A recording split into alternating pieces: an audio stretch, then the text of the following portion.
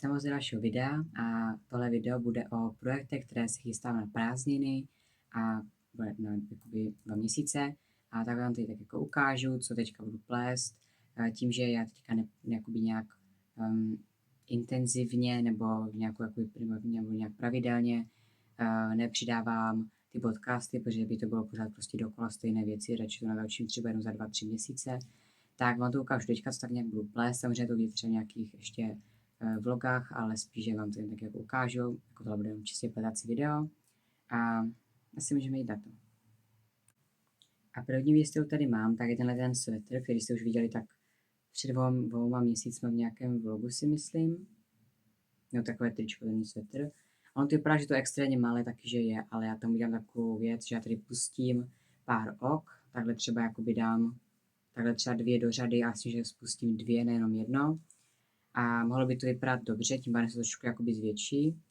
A možná teda i na rukávu takhle potom pustím jedno oko, jakože napříč. A tam to není moc potřeba, tam nespíš to, aby se tak jako celkově jako zvětšilo a tak. Pletu to z poměrně tenké příze. Takhle. Tohle bude zbytek svetru z téhle barvy. A normálně to byla tam nějaká zelená. To bylo, podle mě to teda 100% bavlna, ale přesně nevím, mi zdá, že je to od Alize. A pletu to teda na trojkách, si myslím. On se nepřečtu, že to je jedno, ale jakoby tohle už nám opravdu dlouho rozdělané, tyhle ty menší plety jsou docela dobré, protože se tak jako dobře plete. A teďka tady akorát zrovna tak jako fejduju tady to napojení na tu takovou přírodní přízi. On to vypadá bílá, ale je taková víc jakoby přírodní, nebo jak tam říct. A taky to celé vypadá, že je to jakoby extrémně výrazné, ale opravdu to takové více tlumené v realitě. Nevím, jak to ukázat, no, nevím přesně, ale tohle teda první místo bych se snažil doplést, hlavně teda aspoň to tělo. A hlavně teda zejména, jestli bude fungovat to spuštění těch ok. Takže to je taková první věc. A další, co tady mám, tak už jsem taky v podstatě splnil teďka, protože mi to docela tak chytlo. A to je další takový letní svetr. Už jste moc krát viděli takový ten můj černý, ten už jsem nosil tak hodněkrát, co měl na sobě. A fakt je příjemný, akorát je tam hodně velký výstřih a to je všechno. Měl velký výstřih a tím pádem jsem se rozhodl, že si upletu další. Já jsem měl rozdělaný už nějakou fakt dlouhou dobu, si myslím, někdy tak jako v březnu, v únoru možná jsem začínal, nebo zrovna, když hned jsem dokončil takže někdy v březnu tím pádem. Tak z takovéhle podobné příze trošičku lehce silnější. Je to 50x50 akryl a bavlna na 5,5. A mám tady takhle dopletené tělo. Když jsem začínal tak před týdnem, tak to tělo bylo takové. Takže jsem s ním doplnil to tělo, to mělo být optimální. A pak ještě rukav. Takhle. A samozřejmě se ještě vypere ten se trošičku tak jako natáhne zvětší, doufám teda. Když tak zase asi budu muset spouštět ty oka, ale uvidím. A ještě já budu muset doplnit jeden rukáv, který fakt bude trvat tak 2 dny, ale já se to nějak nemůžu donutit, ale jak to prostě jednou nahodím, tak už to potom půjde rychle, takže to je takový svetr a pak tomu bych chtěl ještě uplést jeden, který byl třeba fakt jako na 6,5, protože jiné potom nemám, protože mám 8 a 12 a to už je trošku moc. No, ty 8 možná ne, že ani ty 12 možná ne, fakt jak mám fuci prostě uplést takový hodně oversize, takový letní svetr a uvidím, které to ještě úplně udělám, to je jako třeba na týden jako celý svetr, možná ještě na kratší dobu, fakt jsem to většinou upletl, ten základ celý, tak jako třeba za týden, no, ne, za den, protože jsem to zkoušel 2krát, vždycky to bylo rychle. Já jsem fakt jako pletl několik hodin denně, teďka už tak dlouho nepletu, nebo tak hodin denně, takže tak. Další tady mám, tak to mám hned tady dole, ale tak vám to ukážu, to byla pytlehev. Tak je tahle ta deka, kterou mám nahozenou strašně dlouhou, třeba rok, no minimálně rok. Takhle vypadá. A pak ji nějak přestala bavit, protože pak jsem si uvědomil, co všechno ještě na ně budu muset uplést a trošičku mě to jakoby, no, když ten jeden čtverec trvá půl hodiny, minimálně někdy jako díl, a když se vezmu, že ta deka je teprve jako začátek, jo, že to tam bude muset být třeba ještě 3krát, tak jim tak jako trošičku jakoby No, nebyl jsem úplně nadšený, ale teďka jsem si řekl, že to dopletu, teďka mám čas. Je to na trojka, je to z různých ponožkovek a je teďka sice opravdu horko, zítra by skoro 40 a to budu venku, což nevím, jak to úplně dám, ale podle mě jako docela dobře. A teďka jsem zase jako to bude tak do příze. Je teda na trojka, takže to je pomalu, ale to je jasné, že to je jakoby takové tenké příze. A to bych teďka taky chtěla plést. No to vypadá fakt jako dobře, podle mě. To je jako dobré. A i ta velikost té deky, jakože takhle na šířku, jakože úplně optimální si myslím. Takže to je další věc, kterou bych chtěl, tady ty prázdniny plést. A další, co tady mám, tak si někteří možná pamatují, pokud jsem to ukazoval, že jsme takový obháčkovaný polštář z takových 4 čtverců.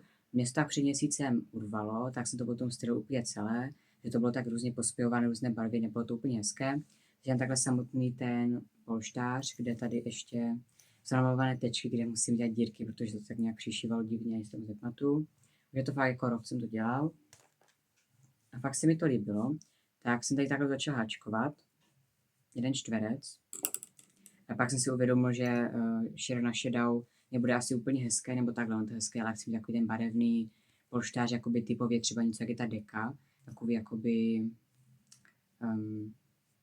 no nevím, jak to má ten s tím úplně podat, ale něco, jak je třeba ta deka, takhle by to vypadalo hezky třeba takhle z malých čtverečků, ale prostě to není úplně ten styl, který potřebuju a hlavně nemám to ani dost příliš, když tady mám, vidíte, toto klubko je jedno, a pak tady mám ještě takové jedno, a i tady tak by to nestačilo, takže to je další věc, kterou bych chtěl udělat, to je fakt jako třeba na 3 dny, ale nevím, jestli to úplně, protože bude jakoby věc, že udělám 2 velké čtverce a sešiju to úplně celé, že by to byl takový obal, a nebo udělám jenom jednu stranu, zase jak předtím, a nebo tak dělám 4 malé čtverce, dělám to s obou stran, to ještě budu muset vymyslet. Docela mi teda láká udělat ty 2 velké, popravdě, ještě o tom tak jako mluvím, a udělám to asi tak, že udělám jednu stranu takovou dírkovanou, a druhou stranu dělám takový ten plný čtverec, který asi nemám mít na ukázku, ale a prostě a tak. Takže to je další taková věc, kterou bych teďka tady chtěl mít, že to by vypadalo fakt jako dobře, bylo to zajímavé a nedá se to úplně jako všude koupit, takže takový zároveň originální. A mám tady ještě hodně, nebo mám tady ještě jeden takový malý polštář, takže i tady bylo samozřejmě hezké. A úplně poslední, co tady mám, tak bude ten čátek, protože zároveň zase nechci ukazovat 15 projektů s tím, že potom dodělám 2. Zároveň teď chci dát takové jakoby reálné cíle, potom na konci prázdnin natočím video, to teda všechno bylo nakonec ukončené. A tenhle ten čátek už jsem rozdělával fakt jako měsíc dozadu úplně, jako si myslím určitě. A přitom je to fakt jednoduchý šátek, je to od Justiny Lorchovské, je to Close to You, tak už jsem o něm mluvil tak 2krát někde. Je to z příze Malabrigo a Royo, pokud si dobře pamatuju. Mám tady fakt ještě jakoby tolik, což je tak zhruba polovina, možná víc než polovina. A tak jsem to teďka sundal z jehlic, mám tady takhle nějaké náhodné úplně. A chtěl bych to už mít hotové, protože fakt už tam zbývá málo, ani tam není moc ok, takže se to plete dobře. Ale jak říkám, je to horko, tak prostě takhle to mi namotané na tom prstě, takhle to jako prostě tam pořád zadrhává, není to úplně příjemné. Ale tím, že já doma nemám klimatizaci, mám pouze tady tohle. Což ne vždycky dobře úplně funguje, jo? Protože on to má být jakoby spíš na horký vzduch, než na ten studený nebo studený. To ani nějak jako nedá ani studeného, to prostě pouze fouká vzduch prostě. A někdy to funguje, ale ne, že by to úplně ochladilo celou místnost, chápeme se. Tím pádem se ta vlna a takové podobné věci, třeba i ta deka, která je opravdu už jako docela zabírá prostor, tak fakt jako hře a není to úplně příjemné, takže a tohle bych určitě ještě chtěl mít hotové. Samozřejmě mám ještě hodně různých jiných inspirací, které se mě líbí, různé fotky takových těch svetrů, takových triček, nevím, jak to úplně podám, nebo jak to úplně říct. Třeba dlouho se mi strašně líbí takový svetr, který je hodně na asi poměrně jako menších jehlicích a má takové jakoby spouštěné oka celkově. To se dá třeba i upovat, vidím to v některých videích. A tak to samozřejmě uplést asi v takové nějaké krémové, nebo i když zároveň si jak jako říkám, jak by to tam úplně vypadalo, a teďka není potřeba řešit, protože to ještě jakoby nemá úplně v plánu ples, ale to by se taky ještě líbilo. A samozřejmě bych našel ještě hodně různých věcí, ale to asi nebude mít smysl. Takže jsem tady měl tak jako ukaz takový jako lehký přehled, jak jsem říkal, na konci prázdnin ukážu, co všechno bylo hotové, nebo minimálně tak nějak, jak bych to řekl, aspoň na tom nějaký pokrok. Tady kauči nebude hotová, protože to jakoby asi úplně nedám, ale i tak vám to potom ukážu, takže děkuji, že jste líbilo na toto video, můžete dát like nebo odběr a uvidíme se u dalšího videa. Tak ahoj.